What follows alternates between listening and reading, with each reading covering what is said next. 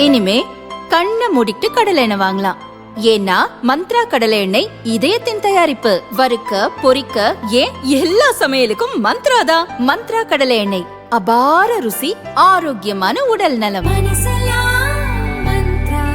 திருப்பரங்குன்றம் மலை தீபத்தூணில் தீபம் ஏற்ற ஹைகோர்ட் மதுரை கிளை உத்தரவிட்டது. ஆனால் உத்தரவை அரசு நிறைவேற்றவில்லை என தொடரப்பட்ட நீதிமன்ற அவமதிப்பு வழக்கு விசாரணை மதுரை ஹைகோர்ட் கிளையில் நடந்து வருகிறது. நீதிபதி GR சுவாமிநாதன் விசாரித்து வருகிறார். அமைச்சர் ரகுபதி தீபம் ஏற்றுவதற்கு எதிராக கருத்து தெரிவித்ததை குறிப்பிட்டு அவர் மீது நடவடிக்கை எடுக்க கோரி பரமசிவம் இடையிட்டு மனு தாக்கல் செய்தார். இந்த வழக்கு விசாரணையின் போது அமைச்சர் ரகுபதிக்கு கண்டனம் தெரிவித்து நீதிபதி GR சுவாமிநாதன் நேற்று ஒரு உத்தரவு பிறப்பித்தார். அதில் அவர் கூறியதாவது: ஜனவரி 7ஆம் தேதி தினமலர் நாளிதழில் அமைச்சர் ரகுபதியின் கருத்து ஒன்று வெளியானது. அதில் ஹைகோர்ட் உத்தரவுப்படி தூணில் தீபம் ஏற்றுவதை தடுக்கத்தான் தடை உத்தரவு போடப்பட்டது. அப்படி செய்திருக்காவிட்டால் அங்கு தீபம் ஏற்றி இருப்பார்கள். அப்படி நடந்திருந்தால் தீபம் ஏற்றுவது வழக்கமாகிவிடும். ஒரு இடத்தில் இதுதான் நடக்க வேண்டும் என்றால் அந்த இடத்தில் அதுதான் நடக்க வேண்டும். கிராமத்தில் சுடுகாடு இருக்கும் இடத்தில் தான் பிணத்தை எரிப்பார்கள். வேறு எந்த இடத்திலும் பிணத்தை எரிக்க மாட்டார்கள். அதுபோல் திருப்பரங்குன்றத்தில் தீபம் ஏற்றும் இடத்தில் தான் தீபம் ஏற்ற வேண்டும். புதிய இடத்தில் தீபம் ஏற்றுவதை அனுமதிக்க முடியாது என அமைச்சர் ரகுபதி கூறியுள்ளார். ஆனால் தமிழக அரசின் கூடுதல் தலைமை வழக்கறிஞர் ரவீந்திரன் பத்திரிகை செய்திகளை கவனத்தில் கொள்ளக்கூடாது என தெரிவித்துள்ளார். இது வரவேற்கத்தக்க கருத்து. ஆனால் அமைச்சர் ரகுபதி அந்த கருத்தை சொன்னாரா இல்லையா என்பதை தெரிந்து கொள்ள அவருக்கு நோட்டீஸ் அனுப்பினால் மட்டுமே தெரிய வரும். ரகுபதியை கோர்ட்டுக்கு வரவழைக்க ரவீந்திரன் விரும்புகிறாரா என எனக்கு தெரியவில்லை. தினமலர் அதிக அளவில் விற்பனையாகும் பிரபல நாளிதழ். அமைச்சர் பேட்டி அளித்ததாக செய்தியில் உள்ளது. இப்போது எனக்கு முன் 2 வழிகள் உள்ளன. அமைச்சரின் கருத்து கடும் கண்டனத்திற்குரியது என்பதில் எனக்கு எந்த சந்தேகமும் இல்லை. மலை உச்சியில் தீபம் ஏற்றுவதற்கு தனி நீதிபதி அனுமதித்த போது ஹைகோர்ட் நீதிபதிகள் அமர்வு அல்லது சுப்ரீம் கோர்ட் மட்டுமே அது பற்றி வேறு விதமாக கூற முடியும். நீதிமன்றம் அனுமதி வழங்கிய பின் தீபம் ஏற்ற அனுமதிக்க முடியாது என மாநில அமைச்சரும் வேறு எந்த அதிகார அமைப்பும் கூறுவதை ஏற்றுக்கொள்ள முடியாது.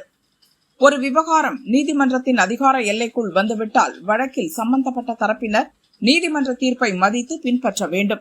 தீர்ப்பு வெளியான பிறகு சம்பந்தப்பட்ட தரப்பினருக்குள்ள ஒரே வழி மேல்முறையீடு செய்வது அல்லது மறு ஆய்வுக்கான சாத்தியக்கூறுகளை ஆராய்வது மட்டும்தான். பொதுவெளியில் நீதிமன்ற தீர்ப்பிற்கு எதிரான கருத்துக்களை ஒருவர் கூறுவதை ஏற்க முடியாது. தீர்ப்பு பற்றி ஒருவர் கருத்து தெரிவிக்கலாம் அல்லது விமர்சிக்கலாம். நீதிமன்றம் தீர்ப்பு வழங்கிய பின் தாமே அதை கட்டுப்படுத்தும் அதிகாரியாக நடந்து கொள்ள முடியாது. சட்ட அமைச்சராக பொறுப்பு வகிக்கும் ஒருவருக்கு அடிப்படை அறிவு இல்லாதிருப்பது அதிர்ச்சி அளிக்கிறது.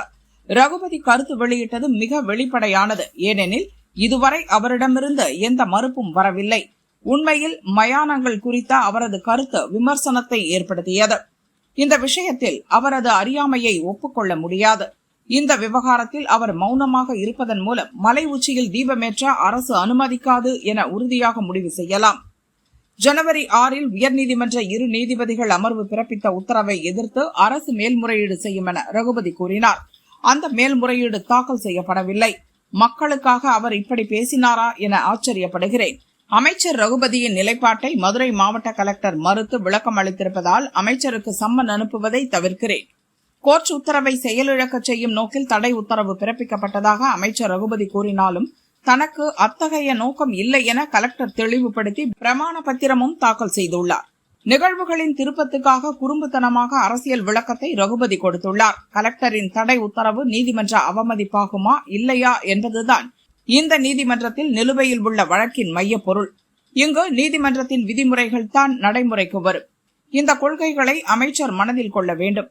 எனவே அமைச்சரின் கருத்தை நிராகரிக்கும் கலெக்டரின் நிலைப்பாட்டை கருத்தில் கொண்டு பரமசிவம் தாக்கல் செய்த இடையீட்டு மனு மீதான விசாரணையை முடித்து வைப்பது பொருத்தம் என கருதுகிறேன்.